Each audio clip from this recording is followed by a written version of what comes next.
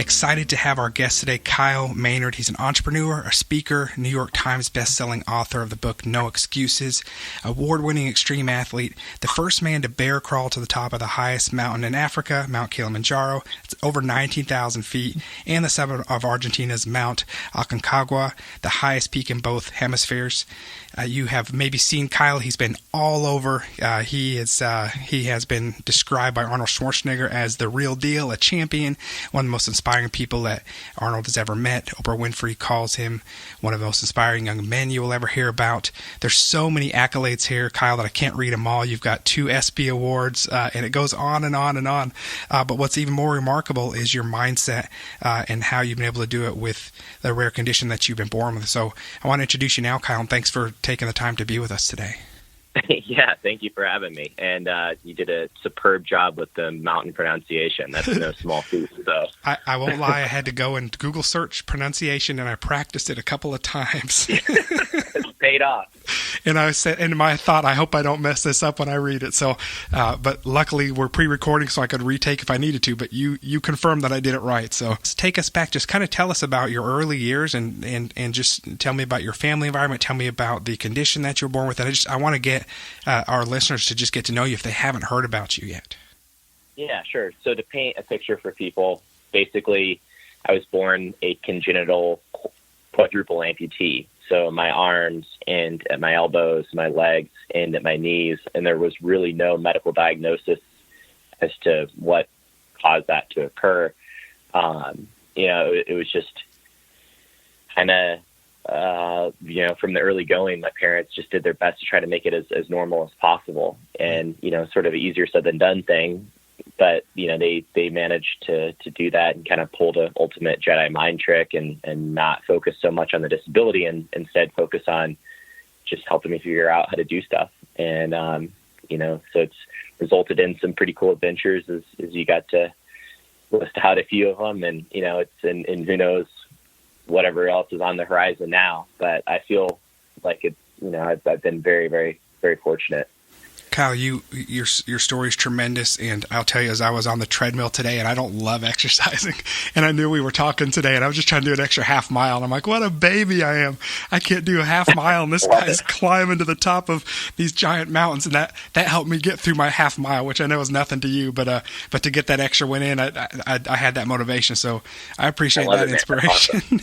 Awesome. Good morning. Thank you. I got to know, though, from an early, your family, you said played Jedi mind tricks from early on, but you played on the football team. You're in the Wrestling Hall of Fame. You're an MMA fighter, and I've seen some of your wrestling videos, and man, you're a beast in how you fight. It's amazing. Record-setting weightlifter, obviously a skilled mountaineer now. Have you always? And we'll talk about your book in a few minutes. But have you always had that no excuses mindset, or were there times early on where you thought this isn't fair? When did that mindset come on for you that you just started tackling these monster things that those that should be able to do it wouldn't go after it, and then it seems like you maybe shouldn't have done those things, and man, you excelled in all those areas. There's a lot of time in some of those moments thinking I probably shouldn't be here, but I think that early on there was definitely a mentality of wanting to prove myself, and I think throughout my life, later on, as we sort of get older, sometimes we can become more accepting of our circumstance. And, it's interesting. It's the motivations kind of change over the years. I think now it's more, going in to explore areas of the planet that, that I just want to be able to go and see and experience. Like last year, for instance, did my first scuba diving and, things like that. It's not like the crazy physical accolade, but, in a different kind of way. I got to go and experience a whole new environment that's available to, anybody that wants to make an effort to do it. So I think that life is very much that way, that we live in a unique time right now where, we have tools and technology to be able to go and experience so many different places on the planet that we kind of take it for granted. It's almost as if, I don't know. It's like, when you have a attraction in your local town and you just take it for granted and you never go to see it. Right. And I feel like the same thing kind of occurs to us now from a technological perspective. Oh, that's interesting. You say you talk. I remember listening to George St. Pierre, who's one of my favorite MMA fighters, and I was listening to him on an interview last week, and he said satisfaction is the death of an athlete. And I knew I was going to be talking to you this week, and he said in that strong French accent, and maybe some of the translation was lost, but that hit me. And it made me think of you, knowing I was going to talk to you this week too, and all the things that you keep pushing. And you talk about knowing your limits, but never stop trying to break them. Tell me about that mindset. Yeah, I think that's meant different things to me over the years. When I was younger, that was very much more like just the physical limitations. Now I think it's like on a deeper philosophical, personal level. And, especially, I don't know, I look out in the world and see, we're kind of tearing ourselves apart, whether it's, politically, sort of like at a deeper philosophical, theological sort of like existential level. Right. And I don't know, I think that's the arena that most excites me, is to go there and into the unknown. So, I mean, those know your limits, never stop trying to break them. I think what that means to me is to measure, to have a realistic assessment of where you are in order to know where you can be capable of going. It's really kind of our own hubris that, for instance, if you were to go and say, instead of just pushing that extra half mile today, I'm going to go and, run 5 or 15 or 20 miles more than I should, and then I'm going to crush myself, and then I'm not going to go back to the gym for 2 or 3 weeks because I'm going to be so sore. Right. Today you knew your limit, you pushed a little bit past it, or you at least reassessed. I mean, obviously if you achieved it, then it was within your limits, but you sort of like reestablish that barrier within yourself, if that makes sense. Yeah, absolutely. And it's such a great story on the psyche of our minds, because you talk about pushing limits, but it makes me think that how many of us, especially with seeing all the things that you've done with the physical limitation, or what seemingly would be, and it seems like you've pushed it past what people without that seemingly that shouldn't have the limitation won't do. So how have you seen, you mentioned every person on the planet has a disability, not just those that we can see. I see so many around us, myself included, sometimes that we limit ourselves, and it's really, we're not at all at the level of potential that we could be at. Well, yeah, I think that the real hardest disabilities exist within. They're the enemy that we have to face internally. Right. It's not so much just the things that we can see on the outside, although that's what does get, a tremendous amount of attention, and it's easier to sort of like understand. In a lot of ways now, I think that going out in public, for instance, and, I think people are genuinely probably nicer to me than they are to you. And it's a weird thing to think about, but like, I think that it's true, is that people kind of, like will give me a pass, like, oh, okay, like whatever it is, and, boarding a flight or something like that, or, normally people are elbowing each other out of the way to go and get to where they're trying to go. And for me, slow down. I think it's really a great advantage at this point in my life, that versus something that, is less, exterior. For instance, some of my best friends have disabilities that you never be able to see on the outside. One of my best friends is an advocate for HIV. She was born with it, and people will treat her totally normal until they, sometimes find out about that. And you can then see in that moment, they'll go one way or another as to how they react and respond. I find that, fascinating. I think it's a lot deeper challenge than what I currently have to face, if that makes sense. That is an interesting perspective, and I had not thought of it that way at all. Thanks for sharing that. Man, I hate to ask questions that everyone else asks in interviews, but I'm going to have to ask a couple anyway, okay?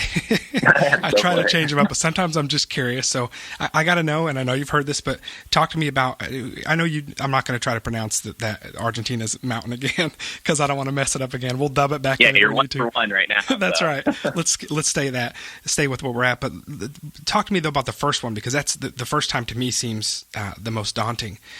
Take me in a small moment. Tell me a few of the highlights, or the low points, or the I'm not sure if this was a good idea points, where you had, I think, 16 days to climb Mount Kilimanjaro, and you did it in 10, which is incredible.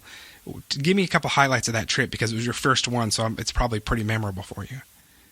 Yeah, absolutely. I mean, just With both Kilimanjaro and Aconcagua, seeing the mountains for the first time, they're just breathtakingly beautiful, right? And it's also to that daunting moment of what did I get myself into? Yeah. And, I remember, it just seems like it just takes forever because you're just going day after day after day after day. And but then you have those moments where you're sitting literally on a sheet of ice looking back into the forest that you'd hike through and way, way further than you can see. I mean, it's such a cool perspective and experience, and there's scarier moments, slipping on a sheet of ice.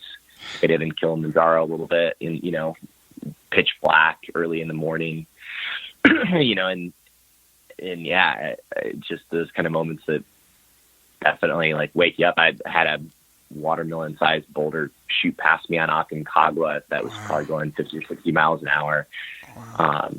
And had, just some of those moments that just really test you to go and make you wonder, like, what are you doing here? But then you have also those moments too of just like the absolute breathtaking beauty. I remember, probably the coolest realization on Aconcagua was just, I remember the summit day, and I was putting out as hard as I could, or at least what I thought was as hard as I could. And then my friends were told to split off and go to the summit without me. I just wasn't moving fast enough. And, I had that defeated moment of thinking I'm not going to make it. We've spent at that point, it was over 2 weeks on that mountain and another week and another one training. And I slept in an altitude bubble tent over my bed for 2 months prior to leaving. So all of those things going through my head of, just, now I'm going to be so close, just a couple hundred feet from the summit and not make it. But just realized, I can't waste, obviously, I don't know how much your listeners would be aware of this. It's kind of a wild statistic that your brain itself will use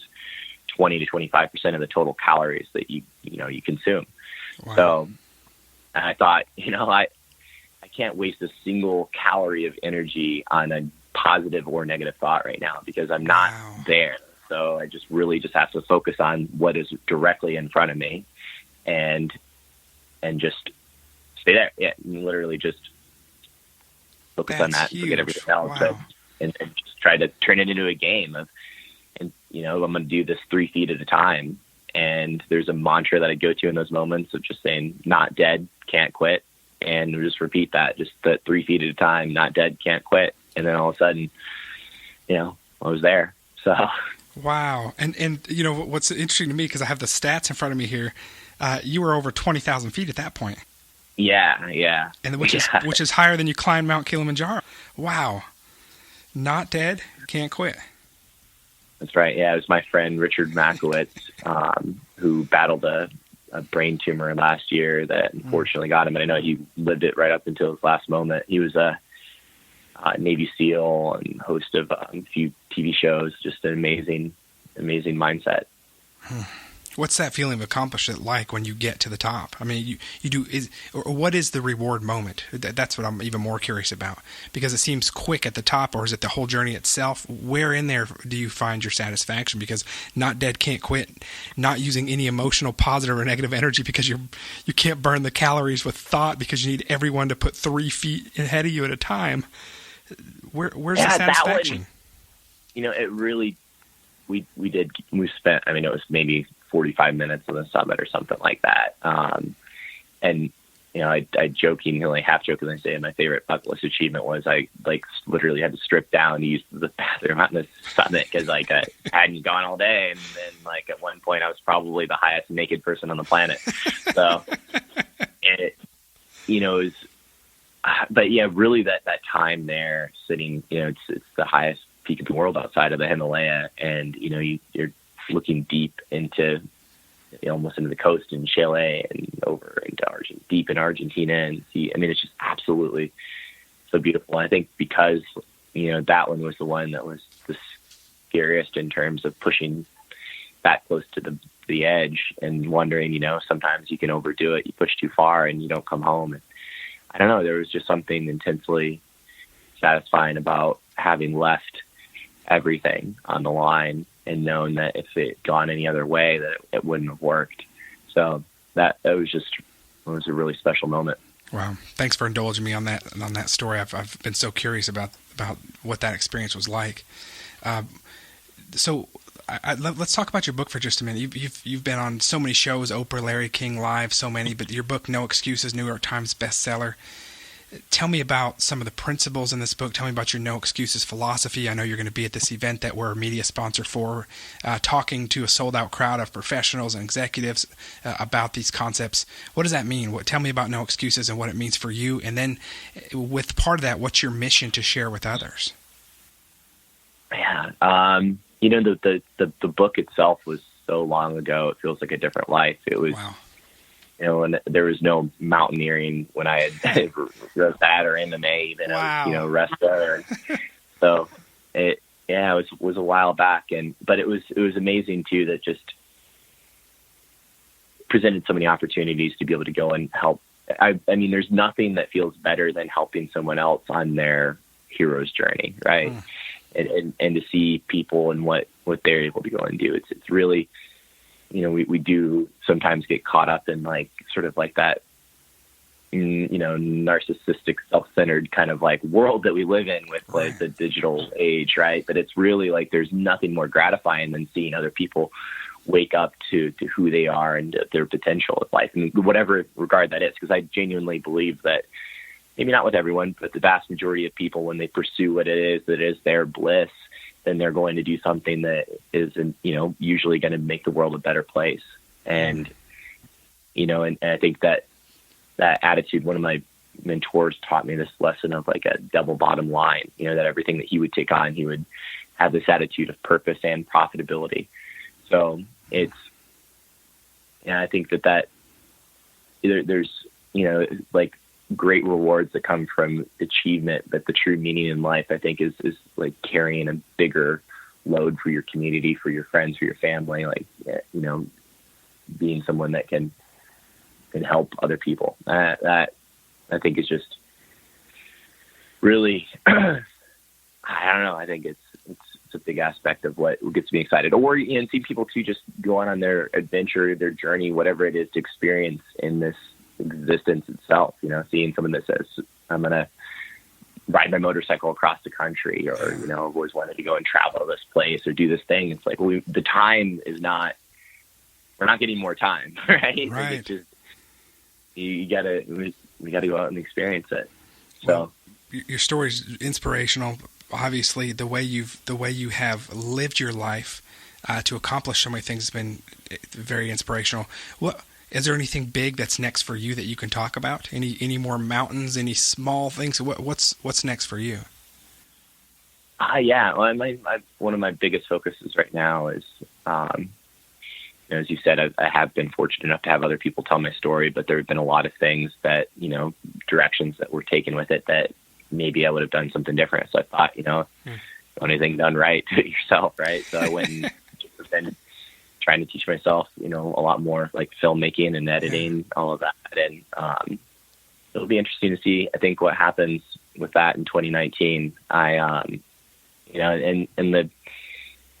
the deeper sort of like philosophical aspects and the questions of like how to live, I think are what really fascinate me most right now. We live in a very interesting time. I think, over the next 25 years, we're going to see either, we go down that path of creating a world that, can really be an amazing place to exist, or, one that, who knows, we just equally bad the other direction too. So I, at the very least, do not want to get to that point not having tried. Wow. That's great. Thank you for sharing that. So I've mentioned so many accolades, from wrestling to MMA to the being featured on these big shows, to literally climbing the biggest mountains, to you've had ESPN documentaries made about you. You've won these awards, all these things. You've been on Nike commercials. What of all these things, of all the things you've done, or the recognition you've received, or the mindset and the things you've overcome, and the things you've climbed, is there something you can point to? It can be a small moment. Is there anything large or small that you are most proud about or most satisfied about?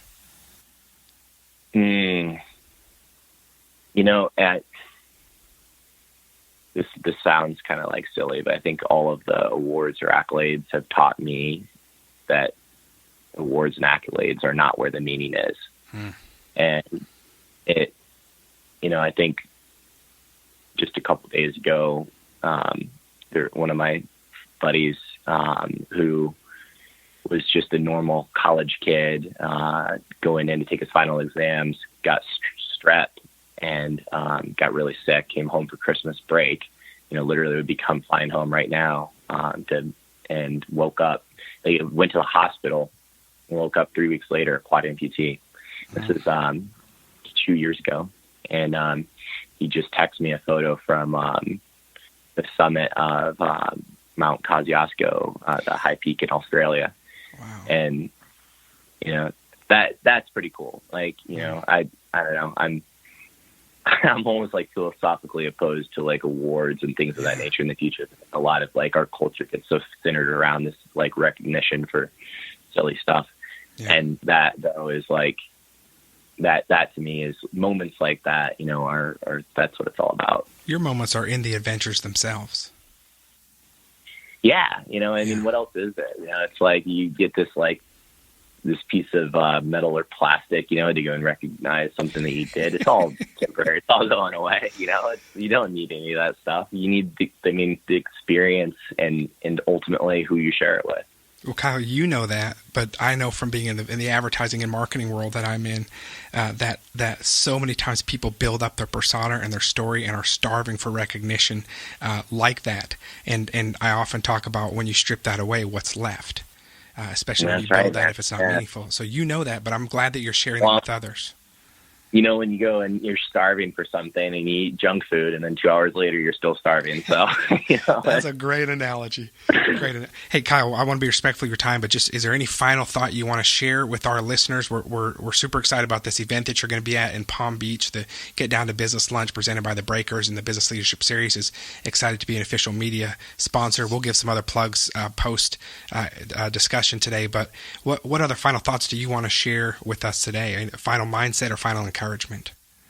Yeah, I just, grateful for the opportunity to be there for the Breakers, but also the Easter Seal. It's an amazing organization, helping people with disabilities. And, I think I'm really excited for that. And, for the crowd that comes there too, I know will be, hungry to hear that kind of like double bottom line mentality message. I think I'm excited to see what comes out of it. It's ultimately, we're not too, impactful by ourselves, but collectively as a community, we can do some amazing things. I think Easter Seals demonstrate that regularly. Wow. Man, Kyle, thanks again for spending some time today. It's been inspiration, and on my list to get to talk with you, it's just lined up perfectly because I've seen what you're doing out there for the last few years, and I've thought to myself that would be so amazing to get to learn from this guy. So this lined up perfectly where they invited me to talk with you. So I immediately said, yes, let's move this to the front of the list. Let's do it. And you have encouraged me personally, and I do this show because I want to learn, and personally I want to grow, and you've encouraged me to live those moments in the adventure and be more adventurous with it, and we're not getting any younger. So thank you for that. And man, I can't wait to watch the next great things that you're doing. You're full of surprises in these big adventures that you're doing. So thank you again for taking the time with us today. For sure. Likewise. All right, my friend. Take care.